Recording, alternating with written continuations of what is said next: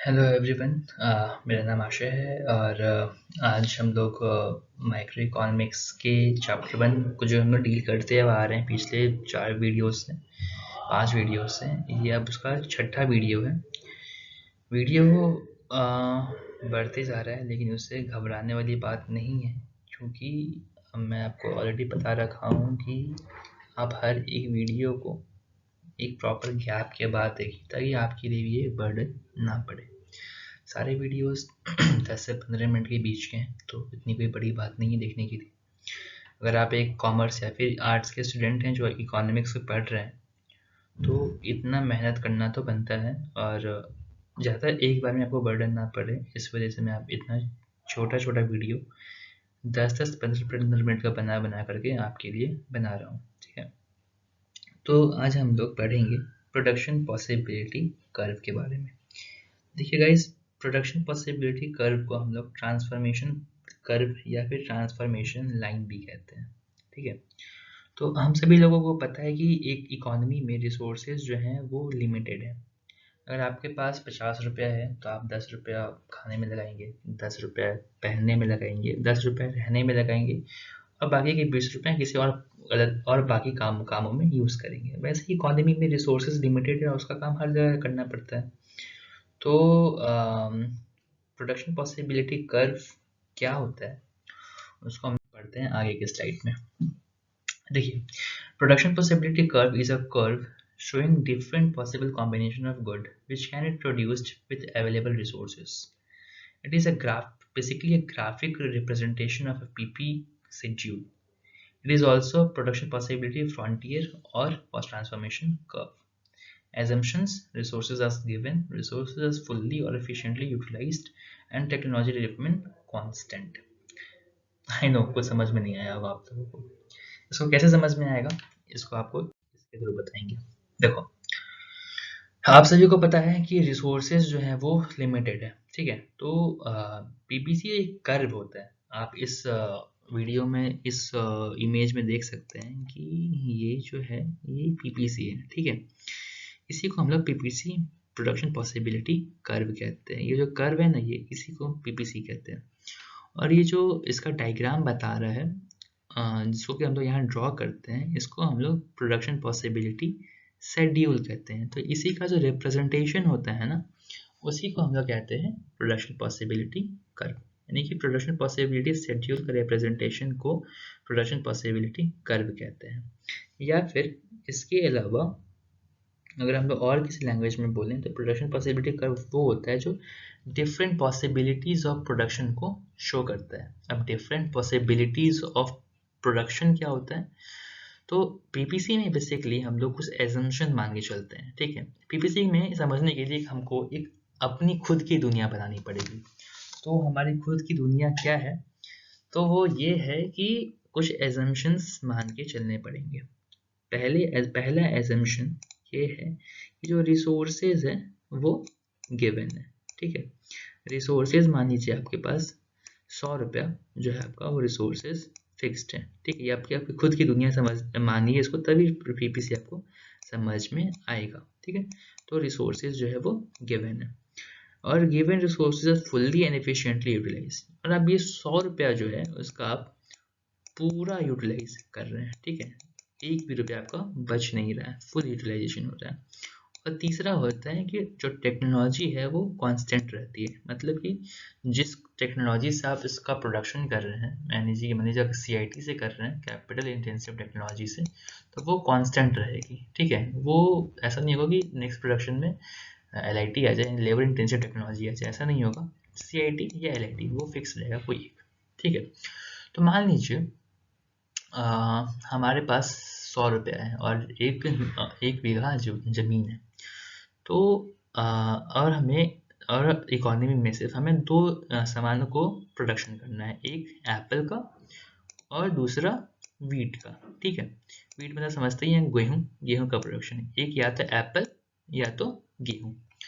तो एक प्रोडक्शन का एक पॉसिबिलिटी ये हो सकता है, यानी कि एप्पल का प्रोडक्शन का पॉसिबिलिटी एक ये हो सकता है कि हमारे पास जो रिसोर्स है, यानी कि 100 रुपया और एक बीघा लैंड है, उस पूरे लैंड में उस पूरे पैसे को हम लोग सिर्फ एप्पल के प्रोडक्शन में लगा देते हैं। तो अगर हम लोग पूरे एप्पल के प्रोडक्शन में लगा देते हैं तो उससे 100 लाख टन का एप्पल का प्रोडक्शन होगा और वीट का 0 होगा, क्योंकि हम सारे रिसोर्सेज एप्पल में लगा दिए। दूसरा एक पॉसिबिलिटी ये हो सकता है कि हम लोग 100 रुपये में से 90 रुपया इसमें लगा दें, एप्पल में लगा दें। तो हम लोग का सेकंड पॉसिबिलिटी ये होगा कि हम लोग का जो 90 रुपये लगाने से 90 लाख टन का प्रोडक्शन होगा। तो उससे क्या 10 रुपये बचे, तो हम 10 रुपये यहाँ लगा दिए, तो ये हो गया 10 लाख टन का प्रोडक्शन। उसको दूसरे शब्दों में हम लोग समझें तो 1 बीघा लैंड है, तो 1 बीघा लैंड में हम लोग लगा दिए आपका 1 बीघा लैंड में का हम लोग 1 बीघा लैंड का फुल यूटिलाइजेशन हम लोग कर दिए एप्पल प्रोडक्शन में, तो 100 लाख टन का प्रोडक्शन हो गया। वही हम लोग 1 बीघा लैंड का 90% सिर्फ यूज़ किए, तो उसे 90 लाख टन का एप्पल का प्रोडक्शन हो गया और 10 लाख टन का वीट का प्रोडक्शन हो गया।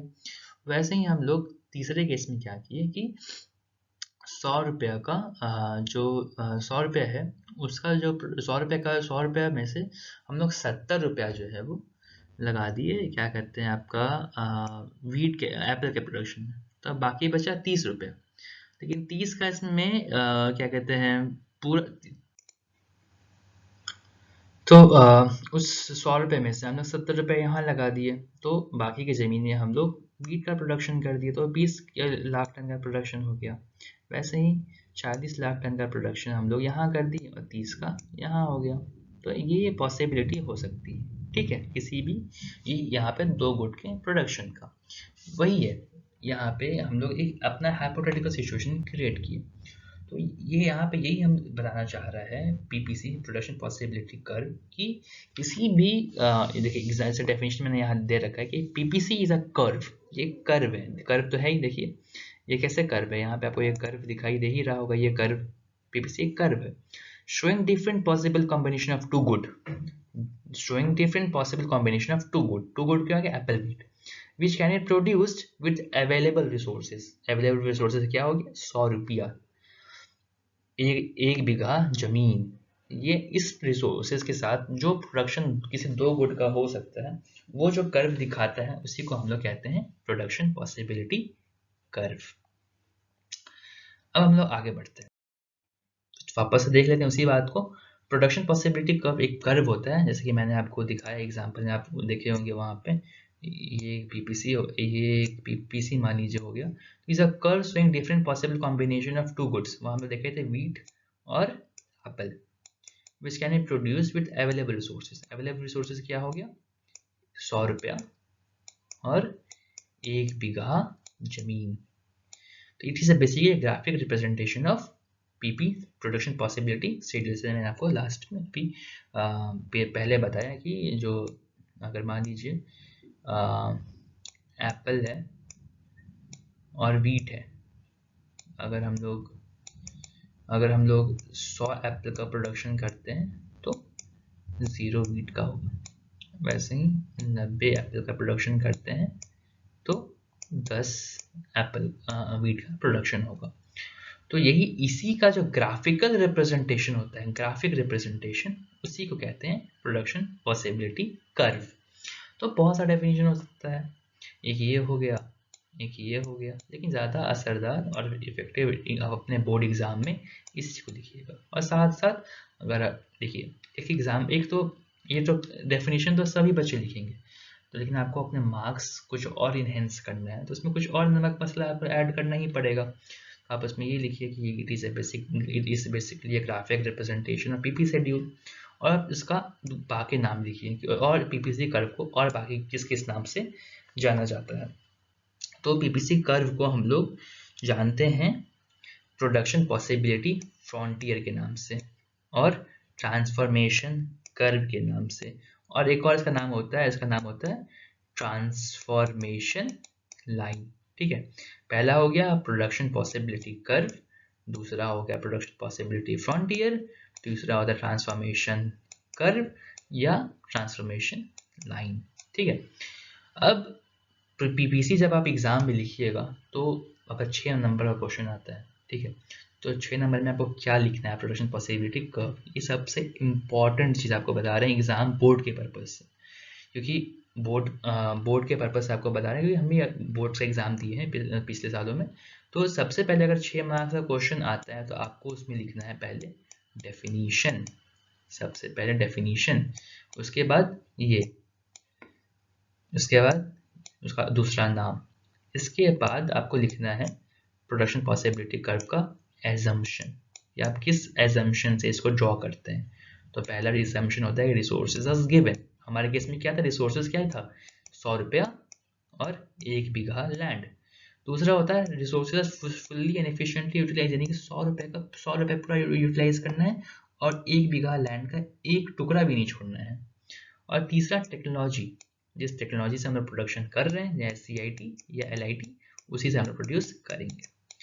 ये दो चीज़ आपका हो गया एग्जाम के पर्पज पे। फिर तीसरा चीज़ आपको ये शेड्यूल ड्रॉ करना है, ठीक है, ये शेड्यूल ड्रॉ करना है।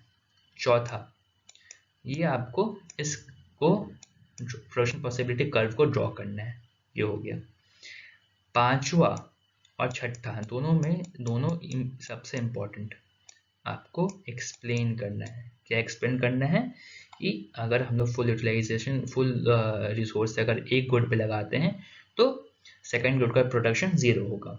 अगर हम लोग 90 लाख टन अगर हम लोग प्रोड्यूस करते हैं एप्पल को, तो 10 लाख टन का प्रोडक्शन वीट होगा। ये इस चीज़ को एक्सप्लेन करना है, तभी जाके आपको 6 मार्क्स में से 6 मार्क्स मिलेंगे। अगर आप 6 मार्क्स में PVC बताने को आता है और आप सिर्फ डेफिनेशन और एजम्पशंस लिख के आ जाते हैं, तो आपको कोई भी मार्क्स अच्छा एग्जाम में एकदम भी नहीं मिलेगा, ठीक है। इसके बाद